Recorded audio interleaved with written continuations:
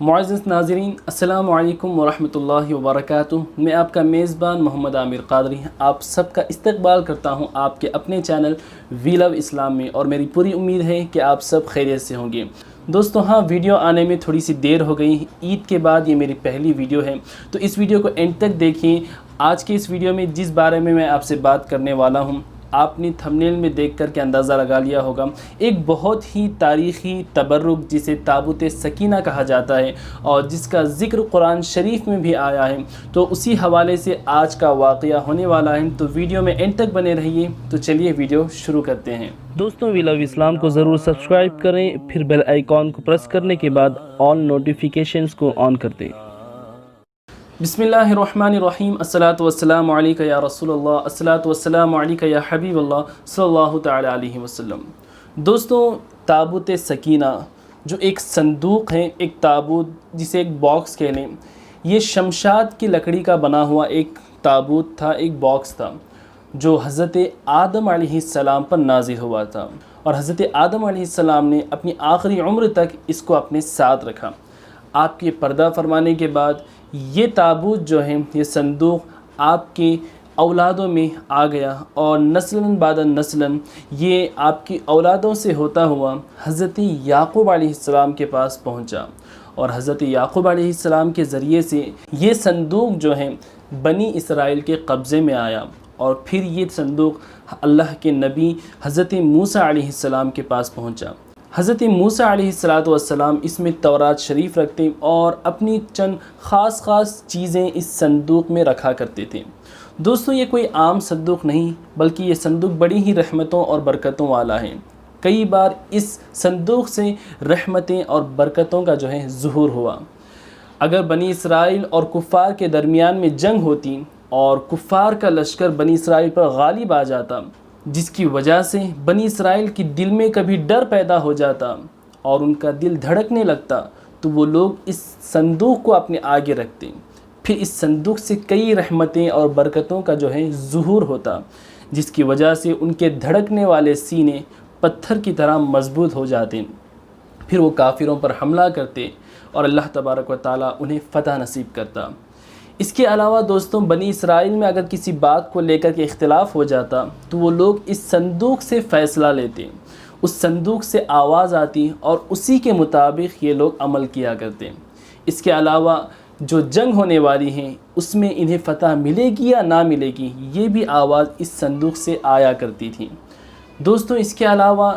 بنی اسرائیل کے وہ لوگ جو ہیں اس صندوق کے صدقے سے، اس کے وسیلے سے دعائیں مانگتے، اور اللہ تعالیٰ اس صندوق کے وسیلے سے ان کی دعاؤں کو قبول بھی کیا کرتا تھا۔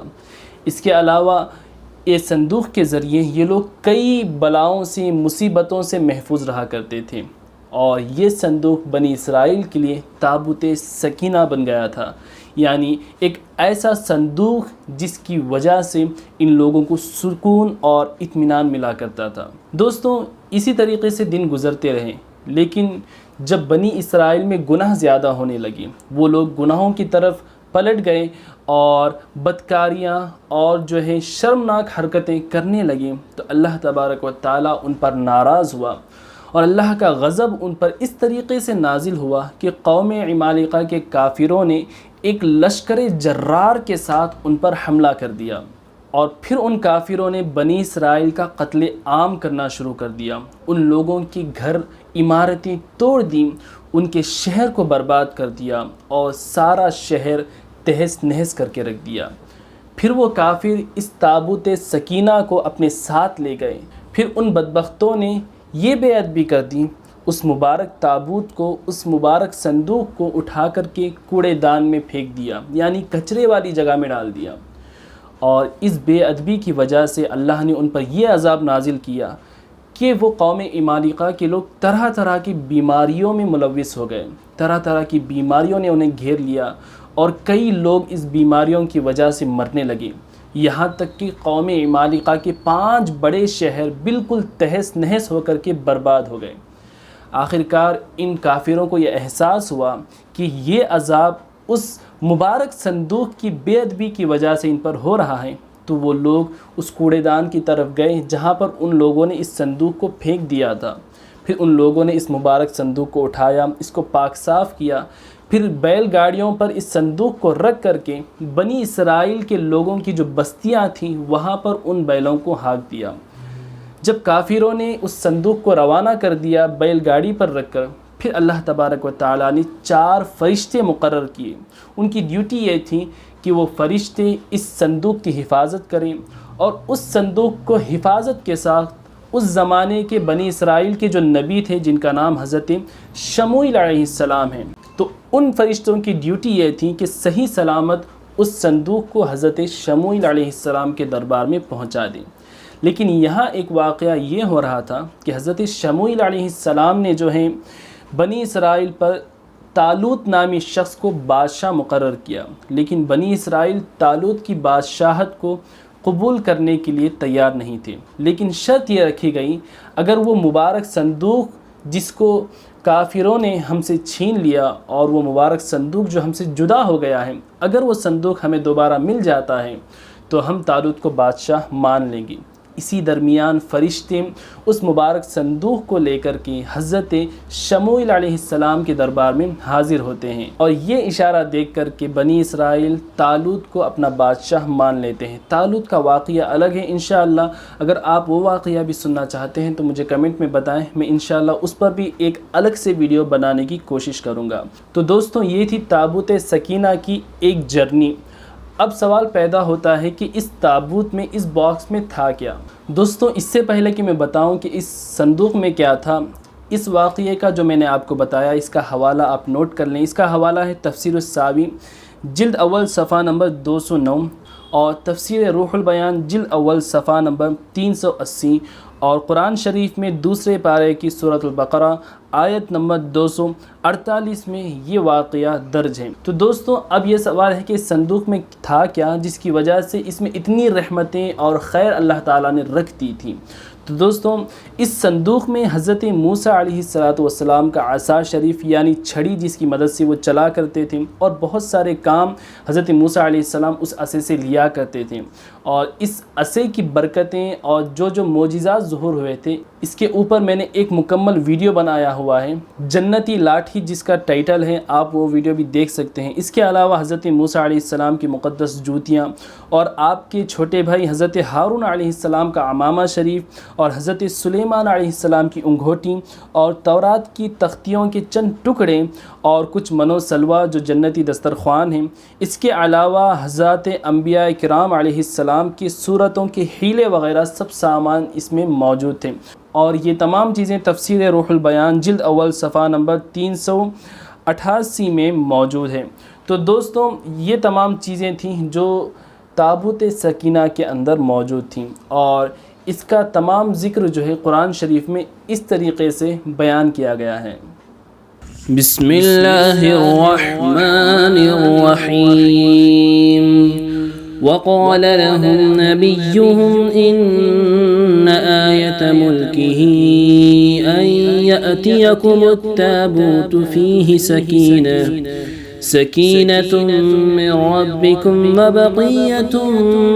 مما ترك آل موسى وآل هارون تحمله الملائكة إن في ذلك لآية لكم إن كنتم مؤمنين۔ ترجمہ کنز الایمان۔ اور ان سے ان کے نبی نے فرمایا، اس کی بادشاہی کی نشانی یہ ہے کہ آئے تمہارے پاس تابوت جس میں تمہارے رب کی طرف سے دلوں کا چین ہے، اور کچھ بچی ہوئی چیزیں ہیں معزز موسیٰ اور معزز ہارون کے ترکے کی، اٹھاتے لائیں گے اسے فرشتے، بے شک اس میں بڑی نشانی ہے تمہارے لیے اگر ایمان رکھتے ہو۔ تو دوستو، تمام واقعات سے ہمیں چند بہت ہی ضروری نصیحتیں اور عبرتیں حاصل ہوتی ہیں، تو اسے اینڈ تک ضرور سنیے۔ پہلی بات تو یہ ہے کہ بزرگوں کے جو تبرکات ہوتے ہیں اللہ تعالیٰ کے نزدیک وہ بہت ہی مقبول ہوتے ہیں، ان کا مقام بڑا ہی بلند ہوتا ہے۔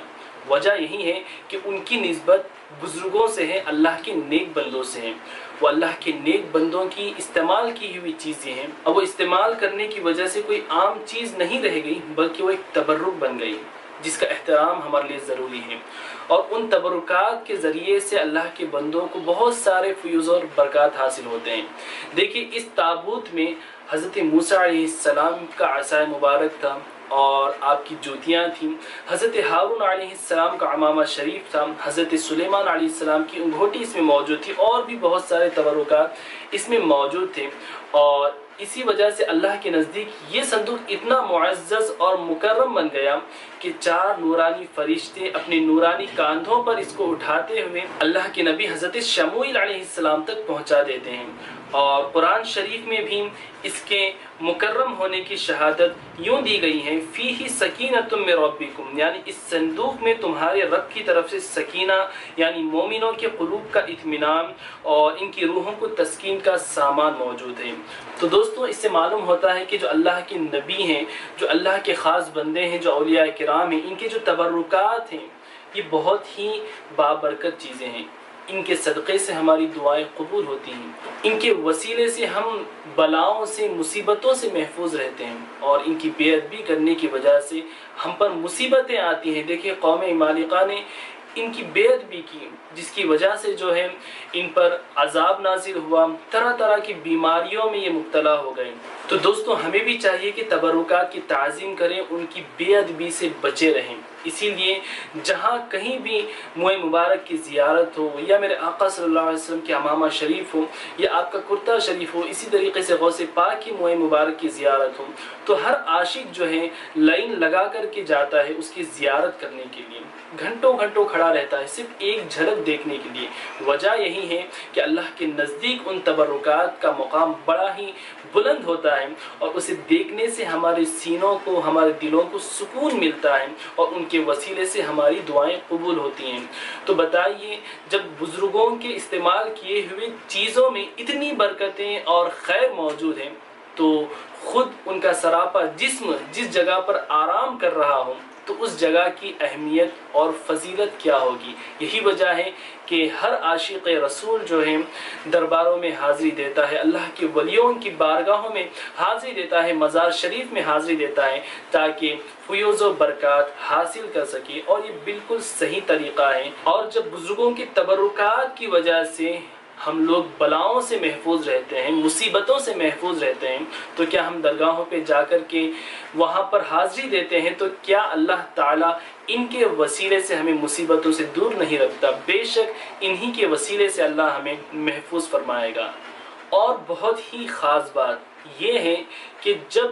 ہم بدکاریوں میں، گناہوں میں مبتلا ہو جاتے ہیں اور اللہ کی نافرمانی کرنے لگتے ہیں، اللہ کے رسول کی نافرمانی کرنے لگتے ہیں، تو اللہ تبارک و تعالی ہم سے نعمتیں بھی چھین لیتا ہے اس کی سزا کے طور پر۔ دیکھیں بنی اسرائیل جب بدکاریوں میں ملوث ہو گئے، گناہوں میں مبتلا ہو گئے، تو اللہ نے اتنے مقدس تبرک کو ان سے چھین لیا، اور برسوں تک یہ لوگ تابوت سکینہ سے محروم رہیں۔ تو ہمیں بھی چاہیے کہ ہر حال میں اللہ کا شکر کریں، بدکاریوں سے، گناہوں سے محفوظ رہیں، اور اللہ اس کے رسول کے حکم کی فرما برداری کریں۔ تو دوستوں یہ تھا آج کا ویڈیو، کیسا لگا آپ کو ویڈیو ضرور مجھے کمنٹ باکس میں بتائیں، اور جو بھی واقعہ آپ سننا چاہتے ہیں وہ بھی مجھے کمنٹ باکس میں ضرور بتائیں۔ تو انشاءاللہ آپ کی کمنٹ کے مطابق، آپ کی خواہش کے مطابق میں اور بھی واقعے بتانے کی کوشش کروں گا۔ اللہ سے دعا ہے کہ مولا کریم ہم سب کو تبرکات کی تعظیم کرنے اور اس کی فیض و برکات حاصل کرنے کی توفیق عطا فرمائیں، اور اپنے محبوب بندوں کے صدقے سے مولا کریم ہم سب کو سلامت رکھیں۔ میں آپ کا میزبان محمد عامر قادری، السلام علیکم ورحمۃ اللہ وبرکاتہ۔